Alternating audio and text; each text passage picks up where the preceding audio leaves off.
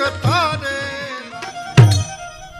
આવા સંત સુરવીર દાતારો ભક્તો એની વાતો પણ આ કાંઈ નથી મફતમાં મળતા. ગારાની ઘર સોપડીને ઠાકરિયા થતી હોત તો ગારાની ઘર સોપડી થતી હોય મલક આખા બકડીયા ચડાવત. એ કંઈ હેતા આ બધું હેલું છે થાવું આ કરવું. જુવાનડા વિચાર કર્યો તો જ્યાં પ્રસંગ હોય ત્યાં ગલઢા મોરચી સડી જાય, જ્યાં પ્રસંગ હોય ત્યાં ગલઢા મોરચી સડી જાય. આ વખતે બેસી જવું છે જગ્યા નથી દેવી. અને એમાં જુવાનડા બધા સડી ગયા. ગલઢાને શું હાલો આપણે ખાટલા ડારીને ફરી આમ બેસ્યું. ગલઢા ખાટલા ડારીને ફરી આમ બેઠા. જુવાનડા બધા ઓસરીમાં ગાટલે સડી ગયા. એમાં ઘડી બોલ્ડિંગ વાળા ઉઠ્યા, લાવો ફારો. મીંડા હકેલવાય એક એક પછી એક એક પછી એક એક. પેલા ફરી આમ બેઠા બેઠા ગલઢા કે કાં બેહો ને અમથા બેહાય.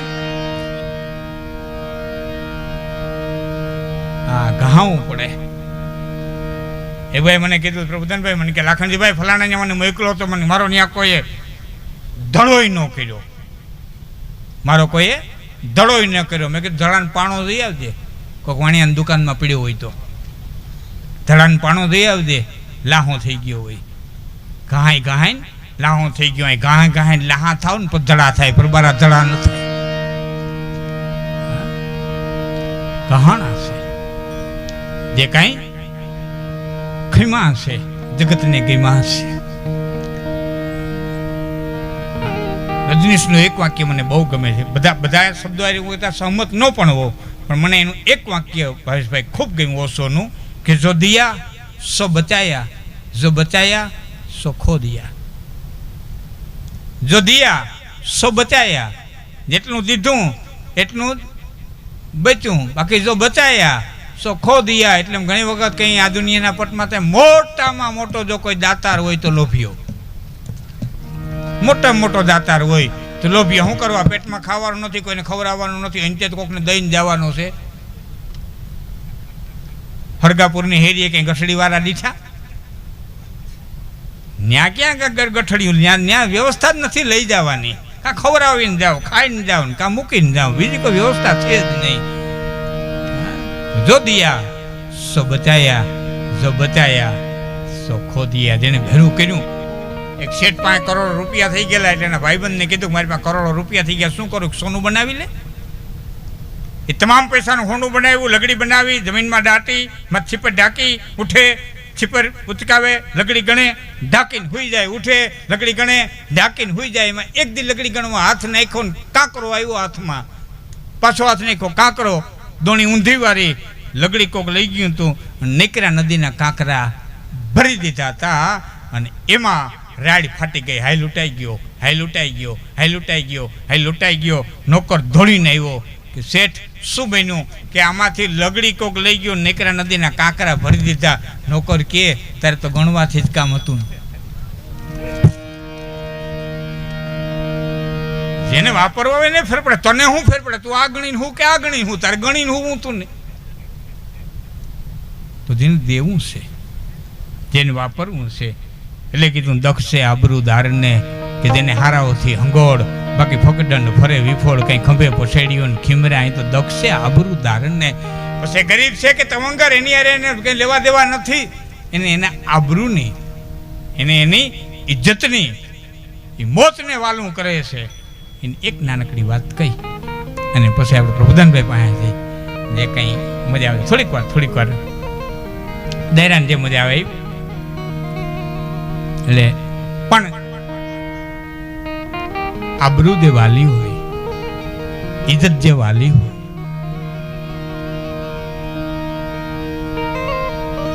રાજા દુર્લભસેન.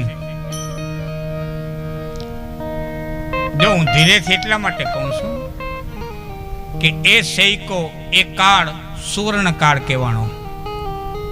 સોલંકીનો કાળ એ સુવર્ણ કાળ કહેવાનો.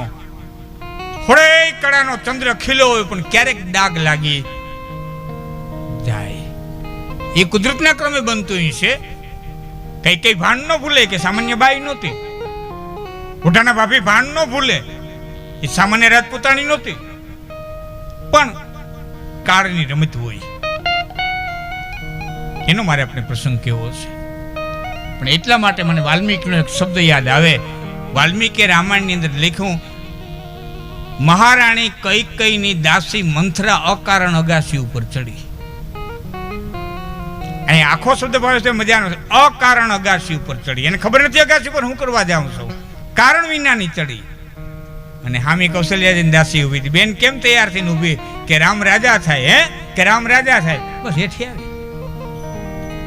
આખા પ્રસંગમાં મજાની વાત, અકારણ અગાસી ઉપર ચડી.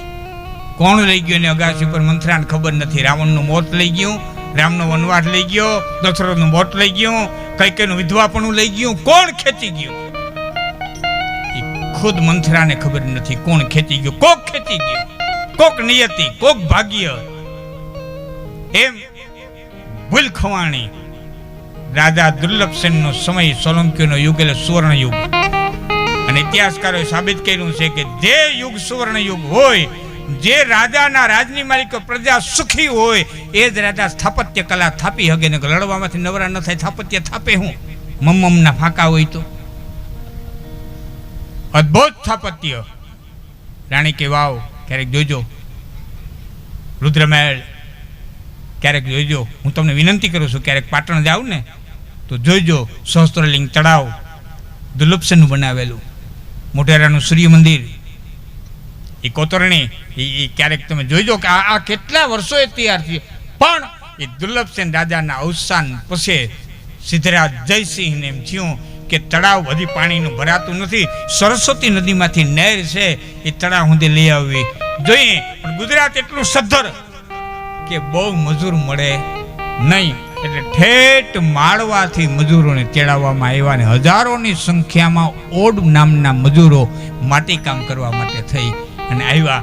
અટાણના યુવાનોને ખ્યાલ ન હોય તો કહું, સિટીમાં અટાણે જે ગધેડા લઈને જે માટી હારે છે ને, એ વખતમાં આવેલી જ્ઞાતિઓ છે. હજારોની સંખ્યાની માલિકો આવ્યા. અને એમાં જસમા નામે ઓડણી રંભાદે અપ્સરા ટૂંકી પડે એ વાયુ વેગે વાત ફેલાણી.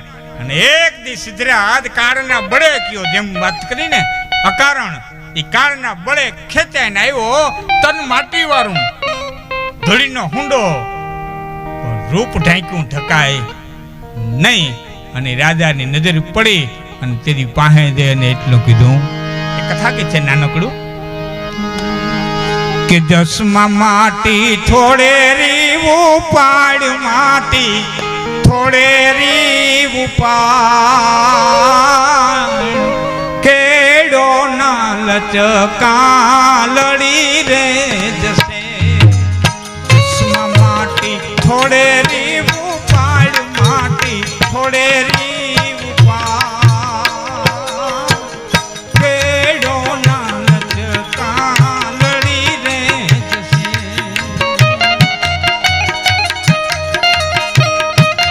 સંવાદો મજાના ખુમારીની તાકાત જોઈજો. એક સામાન્ય ધૂળ ખોદવા વાળી બાઈ, એનો જવાબ, ઘેલા રાજા ઘેલા ન બોલ, રાજા ઘેલા ન બોલ, અમારી કેળો તો ગજવે લડી રે, અમારી કેળો તો ગજવે લડી રે.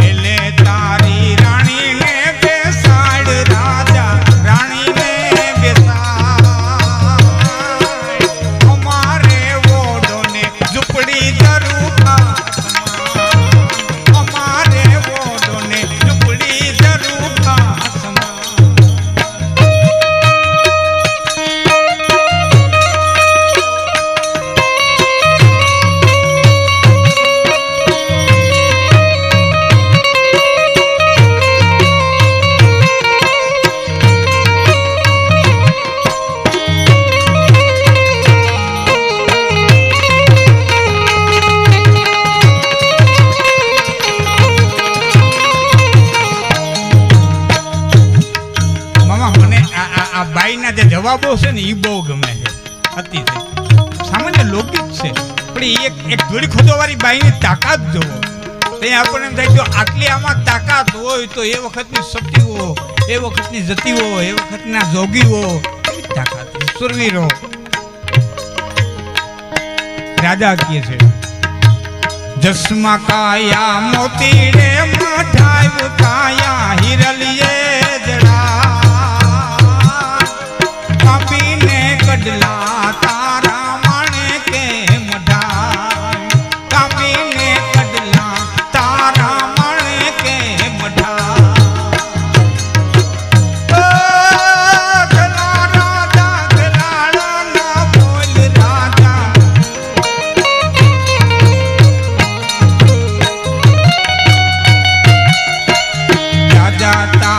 રાણી ને પેરાય મોતી રાણી ને પેરાય અમારે ઓડો ને મનો ઠીક રે અમારે ઓડો ને મનો ઠીક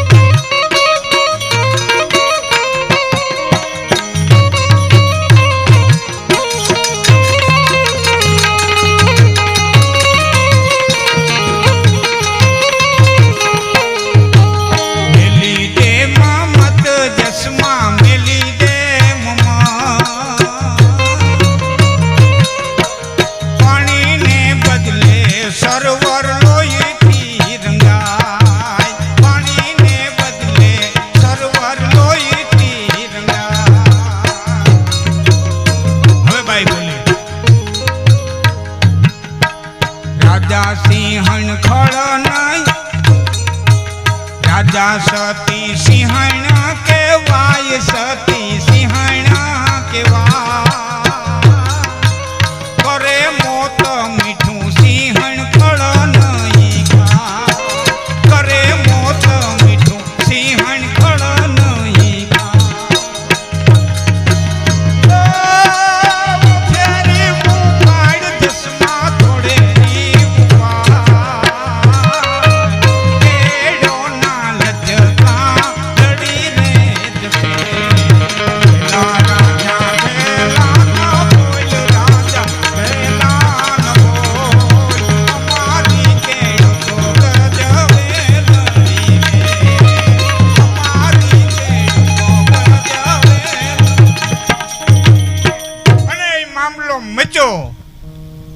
સહસ્ત્રલિંગ તળાવની પાડીમાંથી ધીંગાણું થયું. ઓડ પાસે તો શું હોય, હાંગું હતું, ત્રિકમ હતા, પાવડા હતા.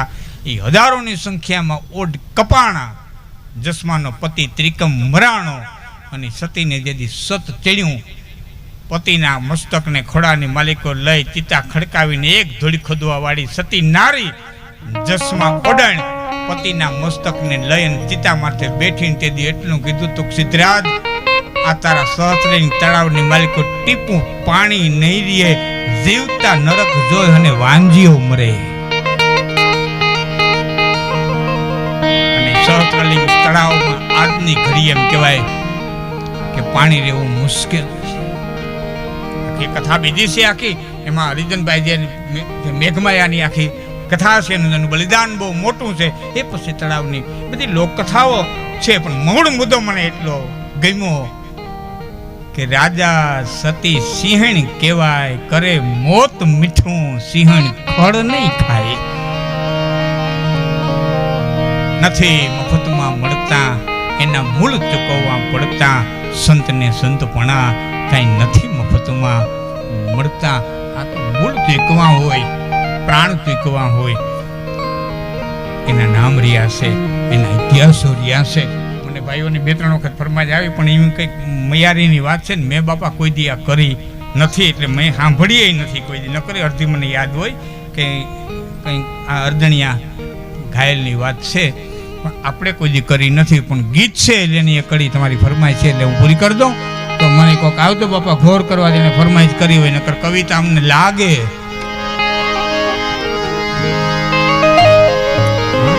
બે કડી કહી દઉં. પ્રભુદાન ભાઈ લાગે ને? હે હા, કવિતા પાકડી જાય તો લાગે. કવિતા દૂધણી હોવી જોઈએ. હા, બહુ કંઈક જૂનો દુવો છે. અખો કે અખિયાત મને જોઈ દે જૂથડીના ધણી, મળિયેલ પાકડ માટ. નહીં આવે યાદ. બહુ જૂનો દુવો છે. મળિયેલ પાકડ માટ, અખો કે અખિયાત મને જોઈ દે જૂથડીના ધણી. હવે નહીં યાદ આવે તો જેને ફરમાઈશ કરી હોય ભલે 2 રૂપિયા 5 રૂપિયા પણ બાપા ગૌર કરી જાય તમને.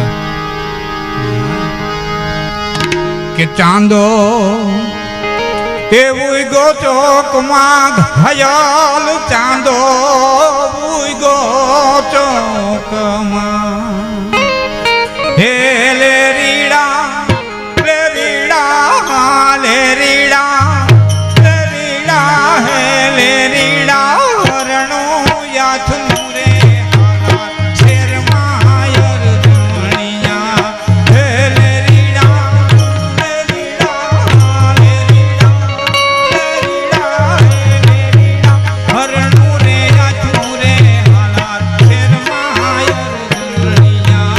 ચાંદો કોઈ ગો ચોકમાં ઘાયલ, ચાંદો કોઈ ગો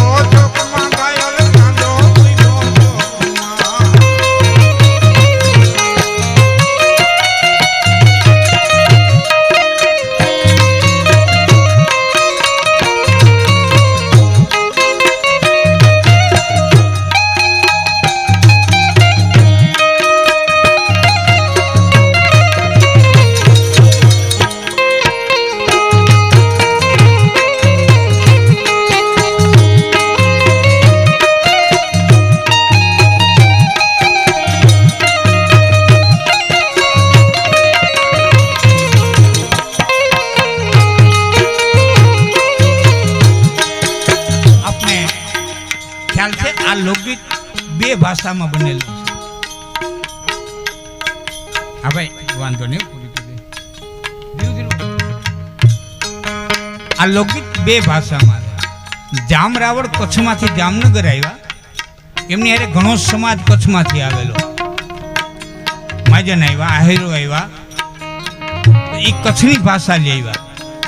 અહીં તો આપણા તો હાલારી રહેતા હતા, પછી જામનગર આવ્યું, એ ખાલી નગર કહેતા.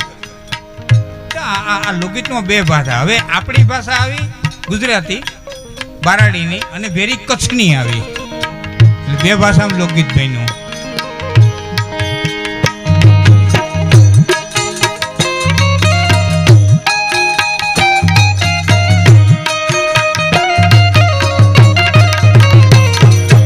આવરે હલી તવેણ નગર બજાર,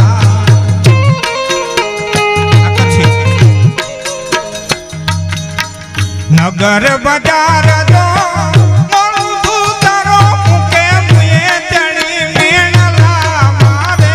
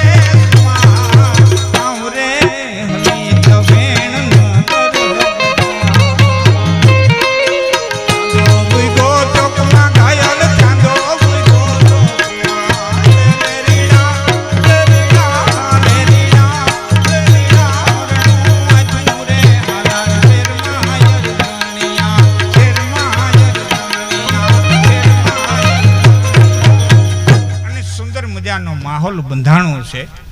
આ જ લઈનો એકાદી ફરમાશી મને છે, પણ ખરેખર મને થોડી આનંદ આવે છે. એટલે હું મારી મોજથી એક 5 મિનિટની વાત આપની સમક્ષ લઉં છું કે 1912માં ટાઇટેનિક ડૂબી. પ્રભુદાનભાઈ, હું તો થોડોક ઇતિહાસનો માણસ છું, થોડોક સાયન્સનો વ્યક્તિ છું. 78માં મેં સાયન્સ કરેલું. મારા મામા મને આમાં આવવા દેતા જ નહોતા કે અમે કરી લીધું, તમે રહેવા દો.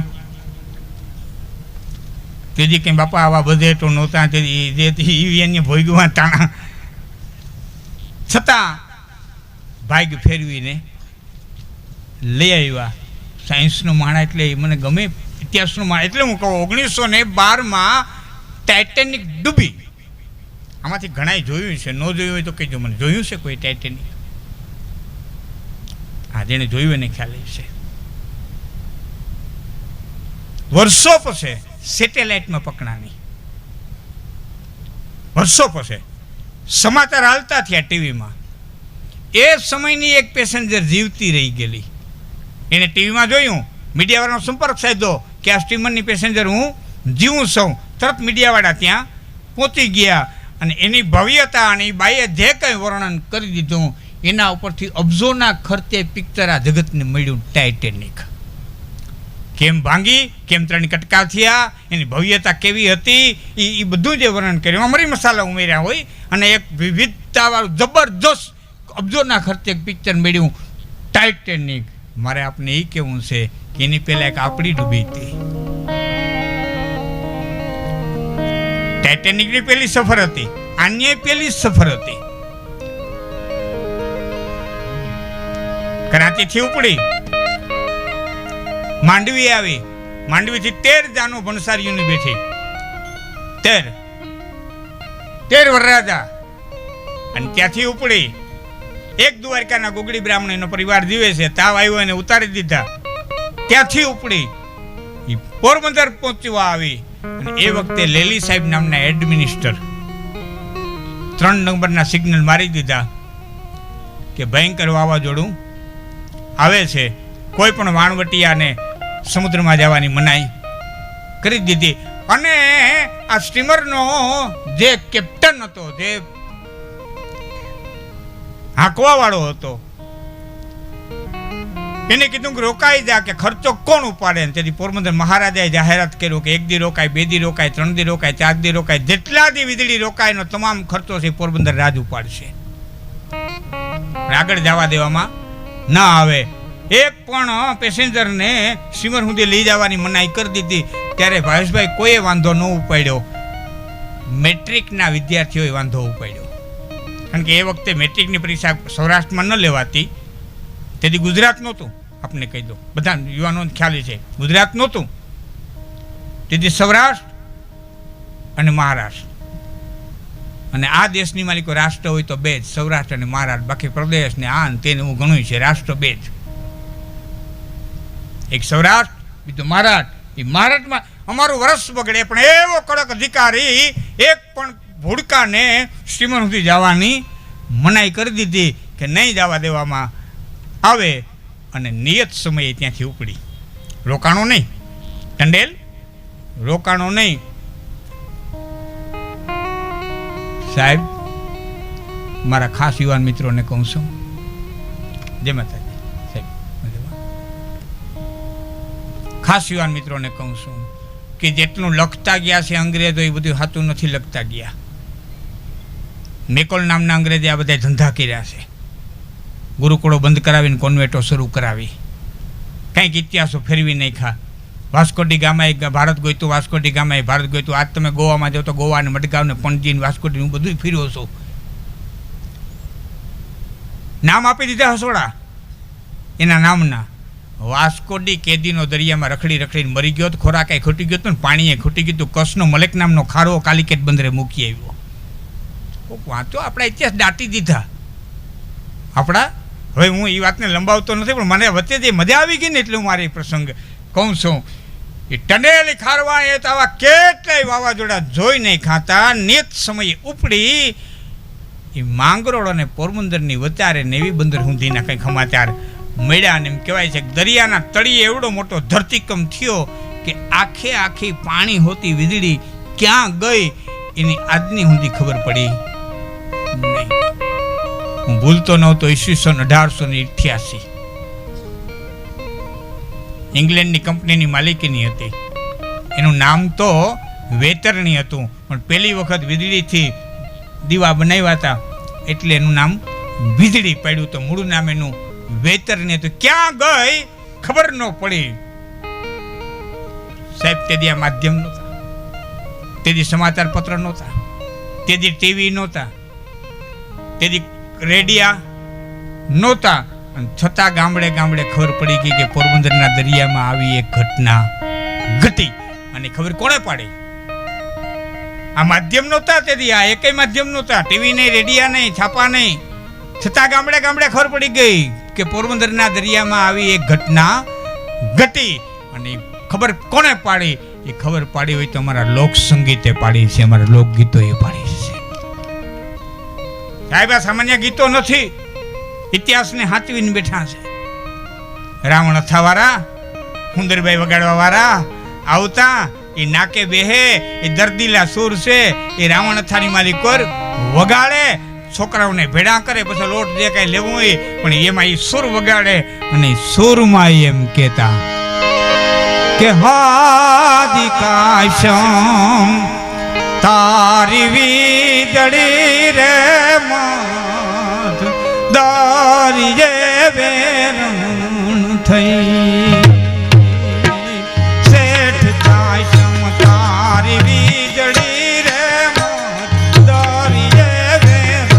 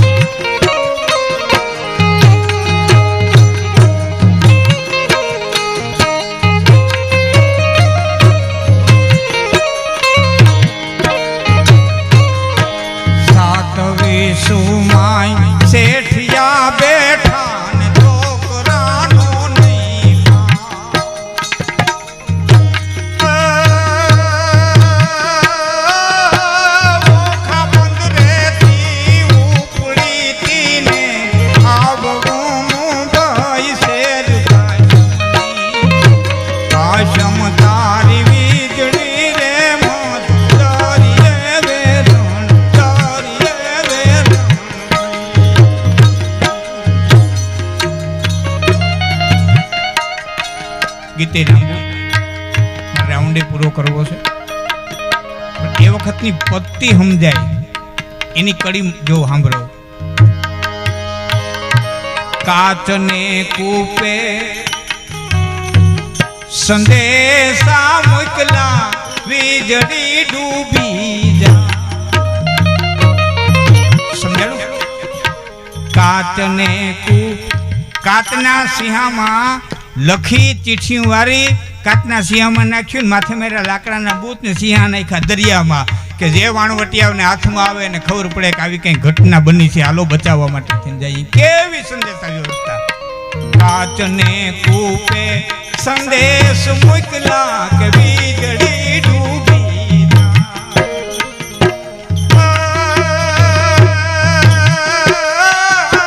દેશ પરદેશથી વાણલા છૂટ્યા,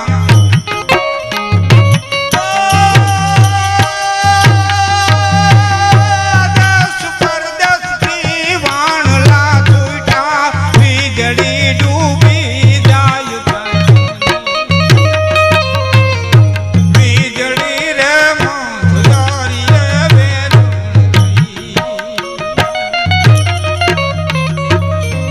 ગઈ શેરમાં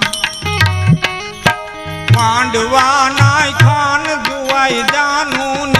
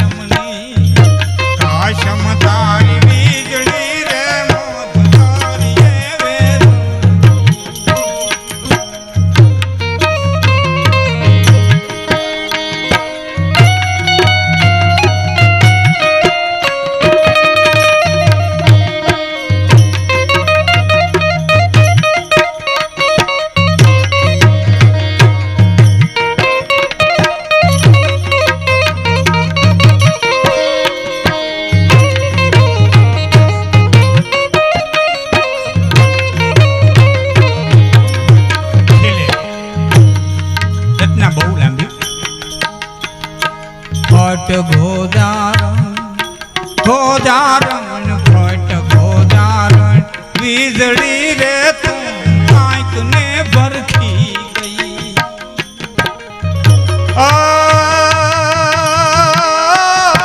વીજળી કે મારો વાંક નહીં વિરા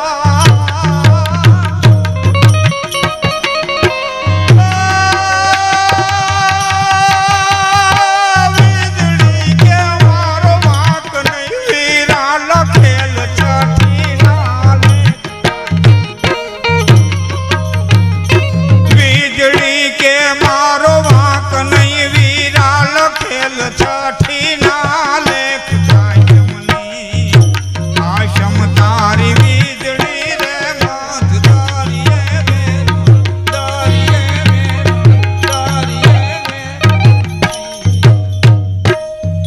વીજળી કે મારો વાંક નહીં વીરા લખેલ છઠ્ઠી ના લેખ કાશમ તારી વીજળી રે મધ દરિયે વેરણ થઈ. જ્યારે માણસની બુદ્ધિ વિરામ પામે ત્યારે એ એક તાકાત ઉપર જવું પડે, એક લખેલ છઠ્ઠી ના લેખ શિકાર વીજ પડે એવી એક ઉર્જા, એવી એક તાકાત.